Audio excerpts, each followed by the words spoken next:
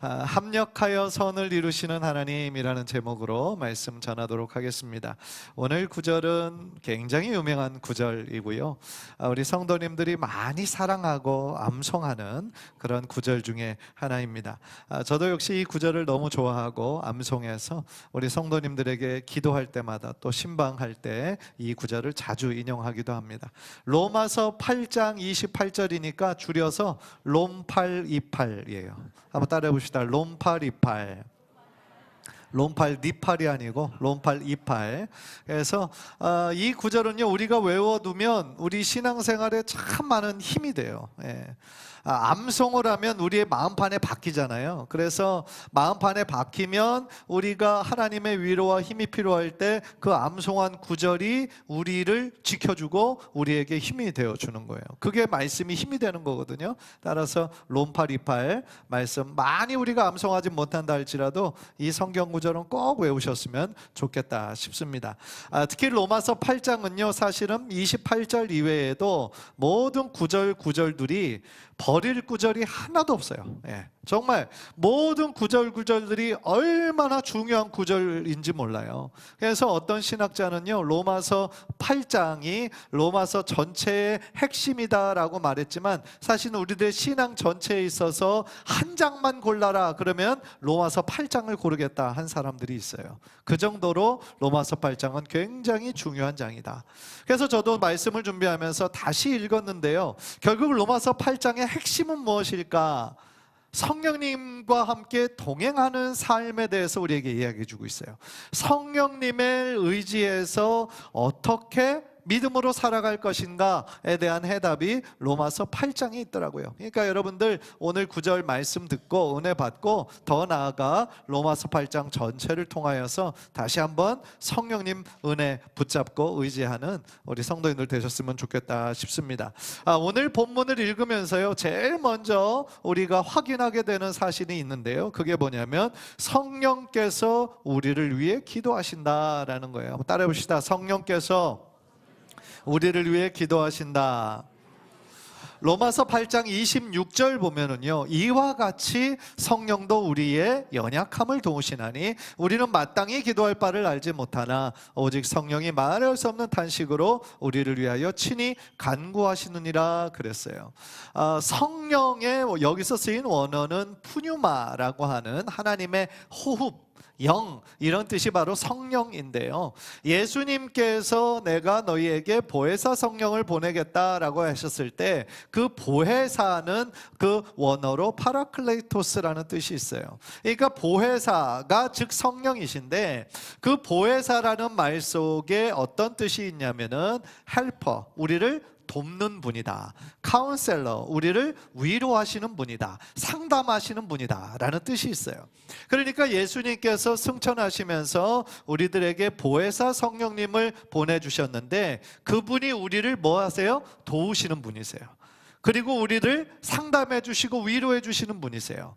그러니까 성령님은 우리 안에 내주하시면서 절대로 떠나지 않으면서 우리의 삶의 순간순간 우리를 도우시는 분이 바로 성령님이시다라는 거예요. 사실은 그것 한 가지만으로도 너무 감사한 거죠. 왜냐하면 성령 하나님이 내 안에 계시는 거예요. 나를 도우시는 거예요. 그런데 여기에서 성령도 우리의 연약함을 도우신다라고 했는데, 그 연약함을 통하여 우리에게 무엇을 도우시냐 하면, 우리가 무엇이 연약하다라고 하는 거냐면 우리가 마땅히 기도할 바를 알지 못한다라는 거예요. 그러니까 우리가 신앙생활하면서 솔직히 기도는 나름 한다라고 우리가 왔지만 우리의 기도가 온전하지 못할 때가 많이 있다라는 거예요.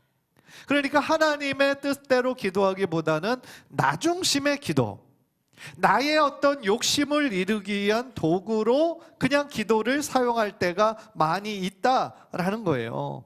그런데 그 이유가 뭘까요? 하나님에 대해서 잘 모르기 때문이에요.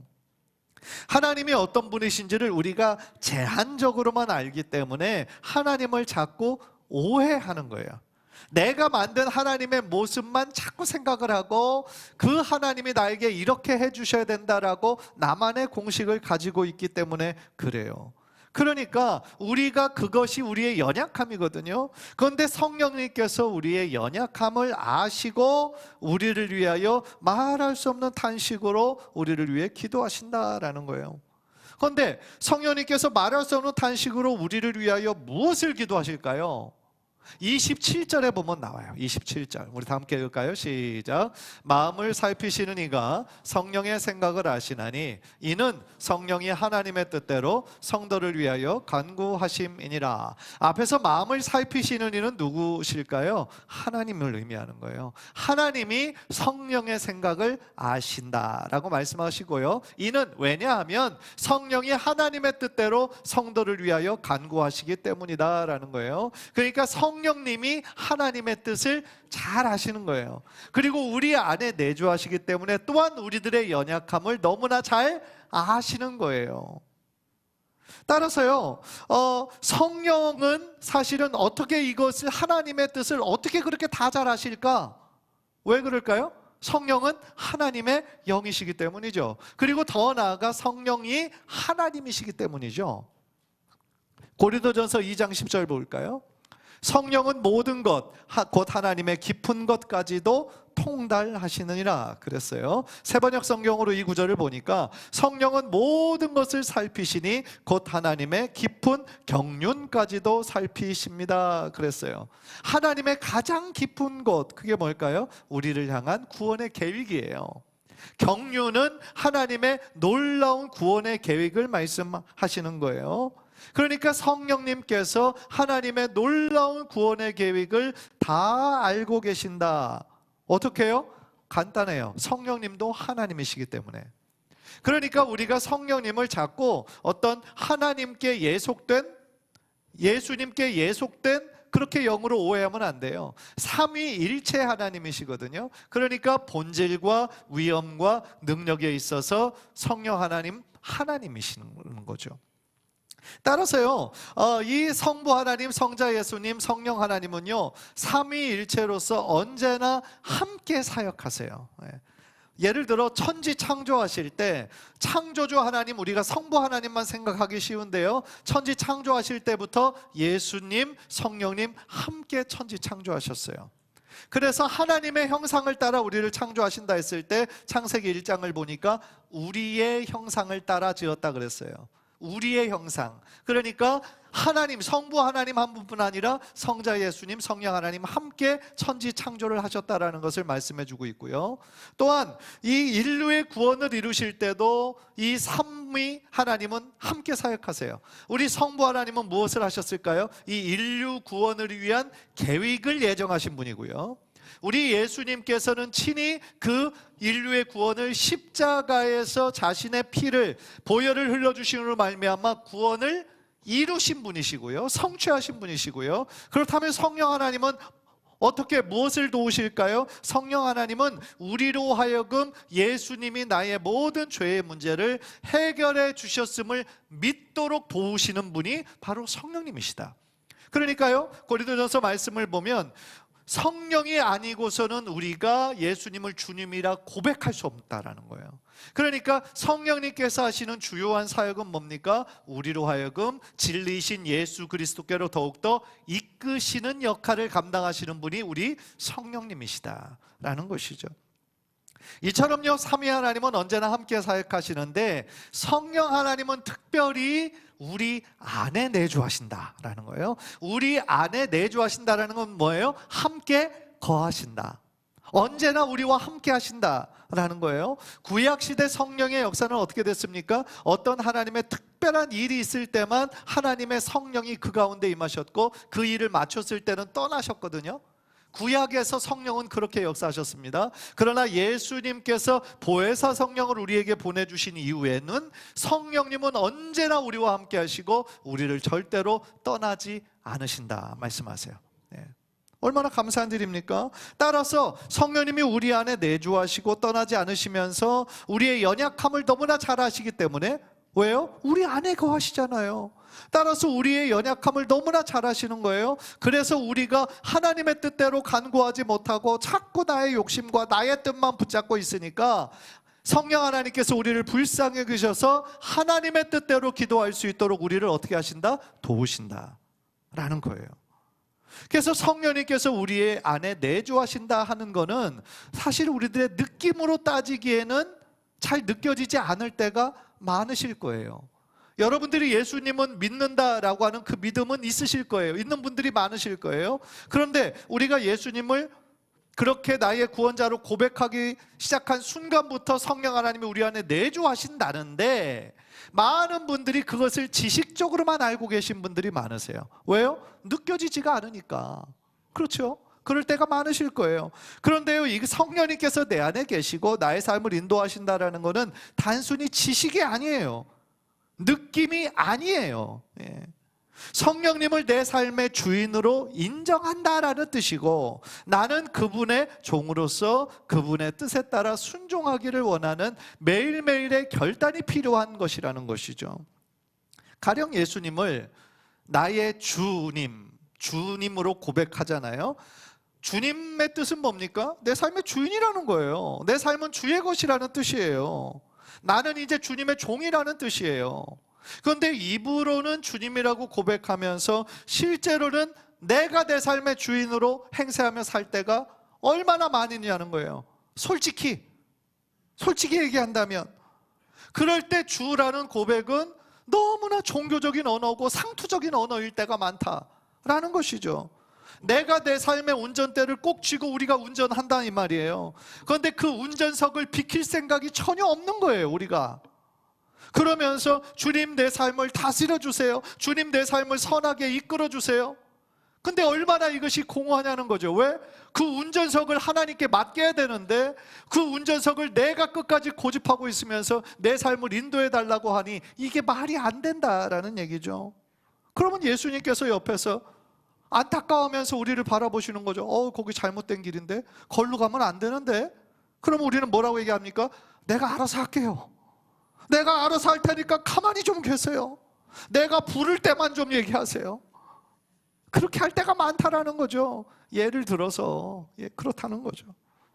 예수님께서는 그런 사람들에 대해서 이렇게 비판하신 적이 있으세요? 마태복음 7장 21절 보니까 나더러 주여 주여 하는 자마다 천국에 들어갈 것이 아니요 다만 하늘에 계신데 아버지의 뜻대로 행하는 자라야 들어가리라. 입으로는 정말 믿지 않고서도 주여 할 수 있어요. 할 수 있어요. 그러나 하나님은 우리들의 마음의 중심을 보세요. 말로만 주여 주여 하는지 아니면 진짜로 내 삶의 운전대를 하나님께 맡긴 사람인지 아신다고요. 따라서 천국은 입술만의 고백으로 들어가는 곳이 아니라 우리의 온 마음을 다해 예수님이 나의 삶의 참된 주인이심을 깨달아 이제부터 내 삶은 주의 것입니다 라고 고백하는 그 사람에게 천국의 기쁨과 선물을 허락하신다라는 거예요. 그런데 참 다행이고 참 감사한 것은 뭐냐면 우리가 이토록 부족하고 연약할 때가 많은데 성령님께서 우리 안에 내주하시고 우리를 도우신다라는 그 사실인 것이죠. 그리고 무엇보다도 우리를 위하여 중보하고 계시는 거예요. 성령님께서 여러분들 한 분 한 분을 위해 기도하시는 거예요. 중보해 주시는 거예요. 여러분, 누군가 나를 위해 기도하고 있다라는 사실은 참 위로가 되지 않습니까? 여러분, 그렇지 않아요? 왜냐하면 우리가 이 세상 나 혼자만의 힘으로 살아가기가 어려울 때가 많잖아요. 외롭고 힘들고 나의 이 모든 고통을, 나의 이 눈물을 누가 하나? 아무도 모른다 라고 생각할 때가 많잖아요. 그런데 하나님께서 내 안에 계시면서 성령님께서 나의 연약함을 도우시고 나를 위하여 매일매일 순간순간 중보하신대잖아요. 얼마나 큰 힘이 됩니까? 그런 면에서요, 하나님께서 우리 교회를 이렇게 한 교회로 묶으시고 한 공동체 삼으셨다는 건 절대로 우연이 아니에요. 절대로 우연이 아닙니다. 우리가 그냥 하다 보니까 뭐 이쪽으로 이사 왔는데 또 그냥 찾다 보니까 그냥 우연히 그냥 눈에 띄어서 들어온 것 같나요? 그렇지 않아요. 하나님께서 여러분들을 이미 하나님의 자녀 삼으시기로 예정하신 그때부터 하나님의 교회 한 공동체를 이루기를 원하는 하나님의 마음이 이곳에 있는 거예요.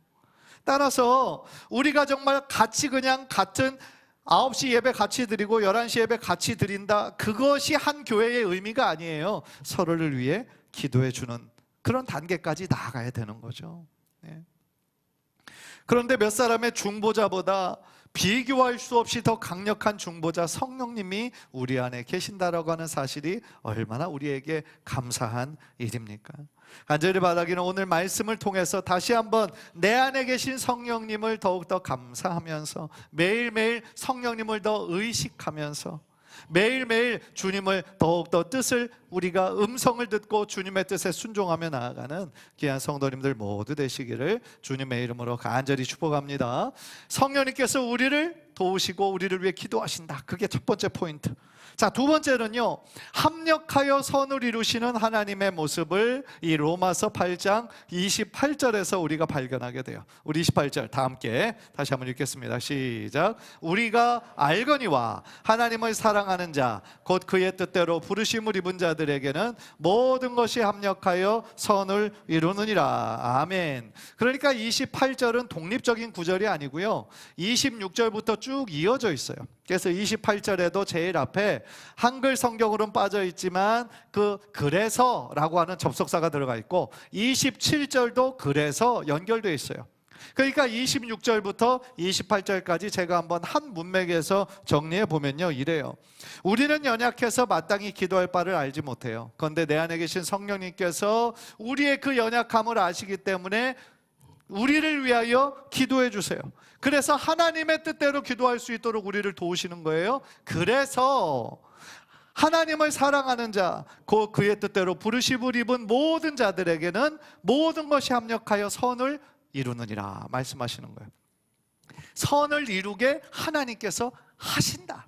하나님의 의지와, 그래서 우리들에게는 하나님이 하시는 일이기에 우리는 확신할 수가 있다라는 것이죠. 그렇다면 여러분, 모든 것이 합력하여 선을 이룬다, 이 뜻이 무엇일까요? 모든 것이라는 것은요, 말 그대로 우리들이 이 땅 가운데 살아가는데 필요한 아주 핵심적인 요소에서부터 더 나아가 우리들이 생각하기에 야, 이거는 좀 내 삶에 없었으면 좋겠다 싶은 그러한 것들, 고난, 아픔, 상처, 슬픔, 이런 것들까지도 사실은 다 포함하고 있는 거예요. 그게 모든 거예요. 그러니까 인생을 살면서 우리가 우리들의 머리로 이해할 수 없는 일들이 얼마나 많습니까? 그런데 우리의 머리로 이해할 수 없는 모든 일들까지도 하나님은 다 우리의 인생을 포함시키는 거죠. 그런데 여러분은 우리가 흔히 예수 믿으면 복 받는다라고 하는 그 이야기를 우리가 많이 들어왔죠. 그런데 많은 사람들이 오해하고 있는 게 그 복을 현세적인 축복으로만 이해를 많이 했어요. 그 복이 사실은 현세적인 축복만 의미하는 것이 아니고 하나님을 만나는 축복과 하나님으로부터 오는 영적인 축복을 다 포함하는 말인데, 예수 믿으면 복 받는 건 맞지만 예수 믿으면 돈이 많아지고 건강해지고 자녀들이 잘 되고 이런 현세적인 축복만으로 이해하기에 우리들 신앙생활을 하면서 언제나 그렇지 않잖아요. 우리가 예수님 믿는다고 더 그 경제적으로 뭐 더 잘되고 더 건강해지고 그러던가요? 그러지 않는 부분들이 많이 있거든요. 어떤 분들은 예수님 믿기 시작하면서 고난이 시작한 분들도 계세요. 예수 믿고 더 하나님께 가까이 나아가려고 하는데 육체적으로 질병을 만난 분도 계세요. 그러면 그분들의 믿음이 잘못됐기 때문입니까? 기도가 부족한 거예요? 그렇지 않을 때도 있다라는 것이죠. 따라서 우리가 기복주의적인 관점에서 빠져버리면 이 하나님을 우리가 온전히 이해할 수 없어요. 하나님이 이 땅 가운데 하시는 일을 우리가 믿음으로 해석할 길이 없어요. 따라서 모든 것이 합력하여 선을 이룬다고 했을 때 그 선은 물질적인 축복을 의미하는 게 아니에요. 모든 것이 합력하여 너를 성공할 거다라는 성공을 의미하는 것도 아니에요. 여기서 말하는 합력하여 선을 이루신다 했을 때 그 선은 하나님의 온전한 구원을 의미하는 거예요. 즉 우리의 눈으로 보기에는 전혀 이해되지 않고 연결되지 않는 그런 삶의 파편과 같은 모습을 통해서도 하나님은요 역사하실 수 있으신 분이라는 거예요. 그 모든 고난과 슬픔과 아픔과 상처와 지우고 싶은 그러한 부분까지도 하나님은 모든 것을 합하여 우리 한 사람을 하나님의 자녀로 온전히 삼으시도록 하나님은 그것을 도구로 사용하신다라는 뜻이에요. 그런 면에서 지금까지 우리가 살면서 정말 이해할 수 없는 그런 부분들이 있잖아요. 그런데 어느 정도 시간이 지나고 믿음의 눈으로 재해석해 보면요, 그 시간이 나에게 너무나 필요했던 거예요. 나를 더 강건하게 하나님의 사람으로, 오직 하나님만 믿고 의지할 수 있는 사람으로 하나님 우리를 다듬어 가시는 과정이에요. 나만을 의지했고 교만했던 그러한 것들에 빠져 살던 우리들의 불순물을 다 제하여 버리는 그런 시간이었다라는 것이죠. 저도요, 저의 과거를 생각해 볼 때 정말 좀 없었으면 좋겠다라는 그러한 기억들이 몇 가지가 기억이 나요. 머리로 이해가 안 돼요. 아니, 하나님을 위해서 그렇게 살고 그렇게 헌신하겠다는데 왜 하나님 그 길을 막으시는지 이해 안 될 때가 있어요. 답답하고요. 그런 때는 기도도 안 나와요. 아니, 왜 이런 일이 있는지 이해가 안 되기 때문에 기도할 수도 없을 때가 있었거든요. 그런데 그 시간을 뒤돌아보니까 하나님께서 일부러 그 시간으로 나를 밀어 넣으시는 거예요. 왜요? 하나님만 더 의지하라고, 하나님만 더 믿으라고. 그러니까 나의 어떤 그 교만함과 나를 어떤 의지했던 것들을 다 철저하게 깎으시고 철저하게 내려놓게 되는 그런 과정이었다라는 거죠. 그러니까 그런 광야와 같은 시간이 있었기 때문에 지금 내 삶에 일어나는 것들을 당연하게 여기지 않고 모든 것이 하나님의 은혜입니다. 하나님께서 이런 은혜를 주셨군요. 하나님의 축복이군요. 하나님을 알고 더욱더 하나님께 감사와 영광을 올려드릴 수 있게 하는 거거든요. 여러분, 고난이 없으면 다 당연한 것으로 여겨요. 하나님을 향한 감사가 사라지잖아요. 그런데 여러분, 당연한 거 아무것도 없거든요. 우리가 지금 이 자리에 있게 된 것도 다 하나님의 은혜라는 것을 믿으시기를 바랍니다. 우리의 인생을 여기까지 이끄신 것도 비록 많은 고난과 우여곡절이 있었지만 그 모든 과정을 우리 하나님께서 함께 해주시고 여기까지 이끌어 주신 게 얼마나 감사하냐는 거예요. 제가 오늘 이 9절 28절을 설명할 때 자주 인용했던 구절이 우리의 인생이 퍼즐과 같다는 거예요.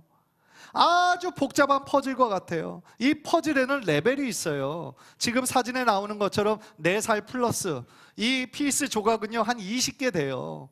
그러니까 아기들의 수준에 맞춰서 이 큰 그림에다가 그 조각조각들을 맞추면 할 수 있어요. 아이들의 수준에 맞춰서. 그런데 우리들이 해야 되는 이 퍼즐은요, 이 정도 수준이 아니에요. 몇 천 개의 퍼즐이에요. 우리의 인생은요.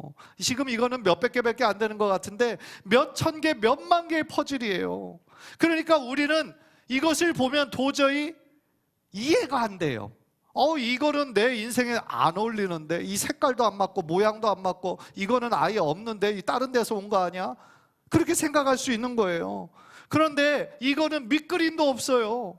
밑그림도 없으니까 하나하나 맞춰가면서 어떤 부분들이 딱 완성이 되는 거예요.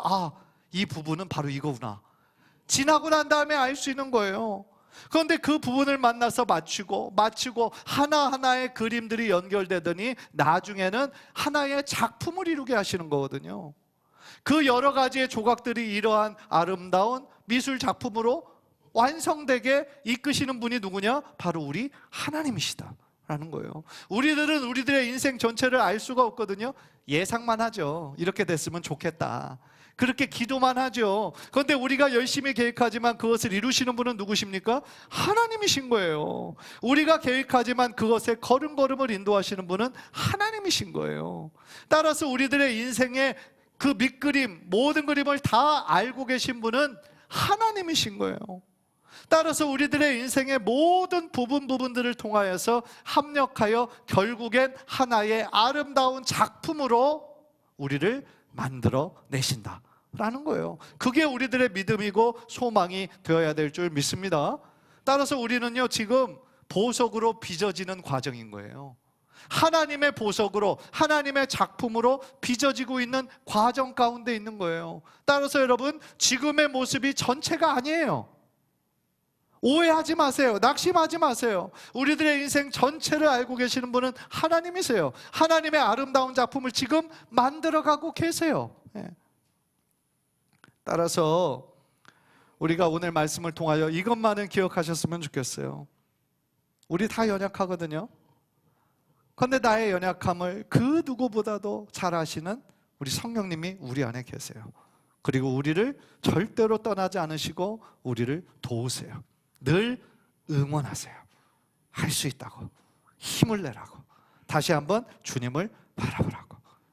여러분들 안에서 우리가 낙심될 때마다, 우리들의 마음이 무너질 때마다, 포기하고 싶을 때마다 하나님께서 하나님의 그 세밀한 음성으로 잘할 수 있다, 다시 한번 하자, 다시 한번 일어나자, 힘과 용기를 주시는 분이 바로 우리 성령님이시다. 그리고 무엇보다도 우리를 위하여 계속하여 기도하고 계신다.